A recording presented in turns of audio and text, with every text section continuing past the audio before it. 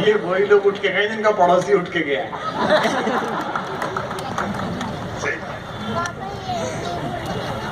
एक आदर्श भारतीय गांव कहते हैं कि साहब देश ने बड़ी तरक्की की, हम भी मानते हैं, लेकिन उसके लिए कीमत ज्यादा दे दी। बस सवाल यही है, एक्सप्रेस हाईवे से 10 किलोमीटर नीचे उतरो, हिंदुस्तान आज भी वही है।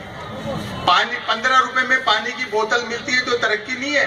प्रजातंत्र के गार पर तमाचा है कि सरकारें 70 साल में देश की जनता को शुद्ध पानी नहीं पिला पाई।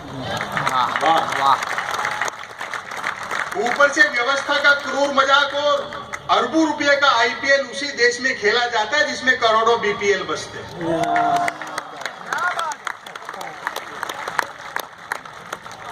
जब तक वो समस्याएं गांव की खत्म नहीं होंगी तब तक कोई गांव आदर्श नहीं हो सकता। क्या क्या समस्याएं, मैं कहता हूं आप हम लोग छोटे छोटे गांवों से निकलकर शहरों तक आए, शहर में रह करके रूमानी चश्मे से गांव को देखना अलग बात है, लेकिन इन जिन गांवों की जो स्थितियां हैं, हम 3 दिन से ज्यादा रह नहीं पाते। गांव आज भी वही है जहां फणीश्वरनाथ रेणु के मेला आंचल में थे या श्रीलाल शुक्ल के राग दरबारी में। एक आदर्श भारतीय गांव, खाली गांव की एक अच्छी चीज है परिहास वृत्ति, सेंस ऑफ ह्यूमर।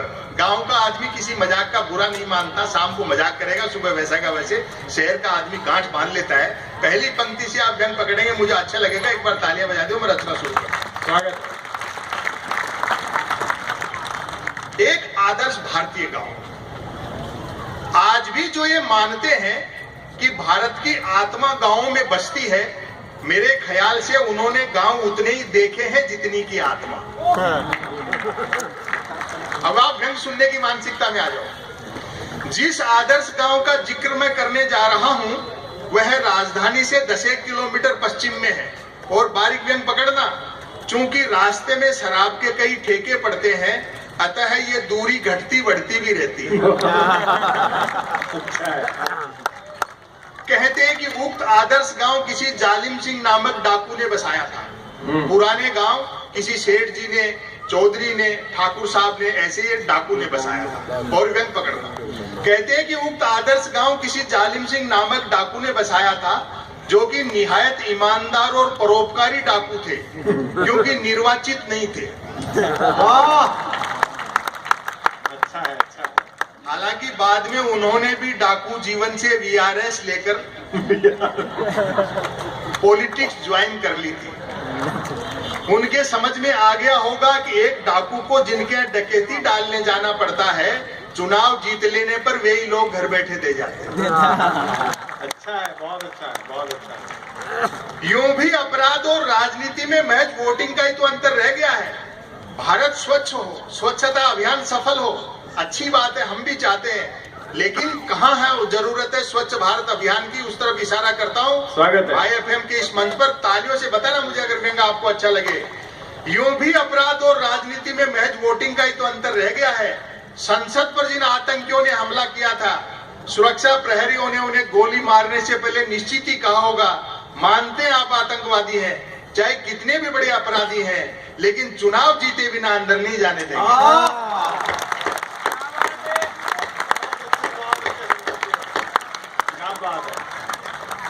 असली स्वच्छ भारत अभियान की कहानी मैंने तो एक लेख में लिखा भी था। जब भैरू सिंह जी और प्रतिभा पाटिल ने राष्ट्रपति का चुनाव लड़ा तो कुछ सांसद तिहाड़ जेल से आए थे वोट डालने। तो एक व्यंग लेख मैंने लिखा थी, एक लाइन, देश का दुर्भाग्य देखिए, न्यायाधीशों की नियुक्ति करने वाला राष्ट्रपति अपराधियों के वोटों से चुना जाता। आदर्श गांव में 10 दिशाएं, 3 मौसम, 12 महीने और 7 वार सब होते हैं।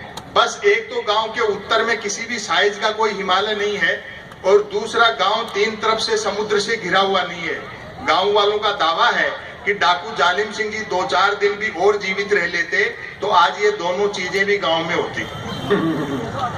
गांव के लोग किफायती इस हद तक हैं कि किसी को मिस कॉल तक अपने फोन से नहीं मारते। और अगली पंक्ति पर दाद मिले आपकी, और दरिया दिल ऐसे कि मिस कॉल मारने के बाद फोन कर करके भी पूछते रहते हैं कि मिस कॉल मिला क्या।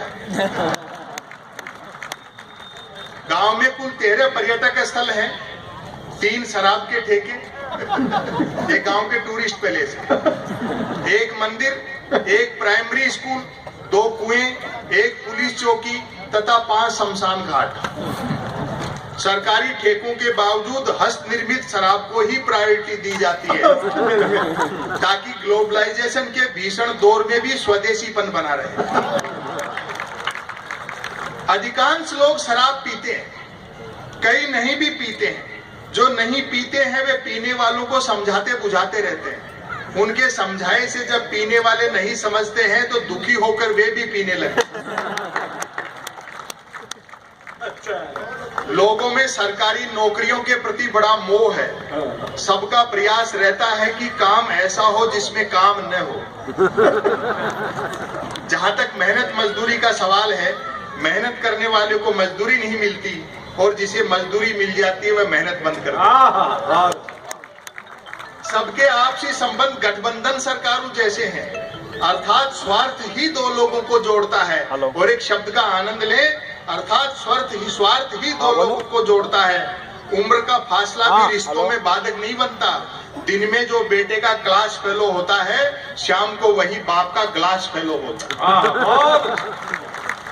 गांव में जब से हैंडपंप लगे हैं, दोनों कुएं शर्त लगाकर कूदने के काम आ रहे हैं। स्कूल उतनी ही देर चलता है जितनी देर मिड डे मील चलता है। पुलिस चौकी को लेकर मतभेद है कि अपराध बढ़ने से चौकी खुली है या चौकी खुलने से अपराध बढ़े।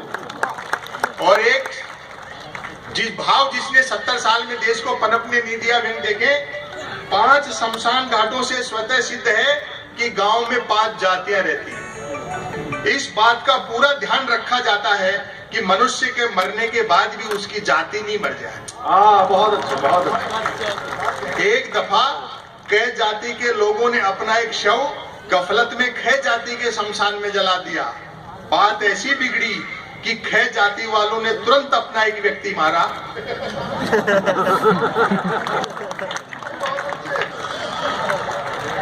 और उसे कै जाति के शमशान में जलाकर बदला लिया।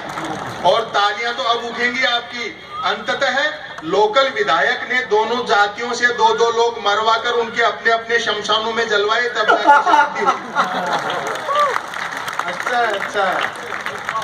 एकमात्र मंदिर का निर्माण भी डाकू जालिम सिंह जी ही करा गए थे। कहते हैं कि अच्छे दिन आएंगे। मेरा मानना है जिस देश में शिक्षण संस्थाओं से ज्यादा धर्म स्थलों वहां क्या अच्छे दिन आए। एकमात्र मंदिर का निर्माण भी डाकू जालिम सिंह जी ही करा गए थे। कथा है कि एक रात सपने में उन्हें एक साधु ने ताना मार दिया था कि मूर्ख, लूट का माल यूं ही नहीं बचेगा, थोड़ा दान धर्म भी करना सीख। कहते हैं बात ऐसी चुभी कि डाकू जालिम सिंह जी ने अगली ही रात आसपास के कई मंदिरों को लूटा और उसी मेहनत की कमाई से इस मंदिर का निर्माण करवाया। मैं समापन की ओर बढ़ता हूँ। घरों में 2 चीजें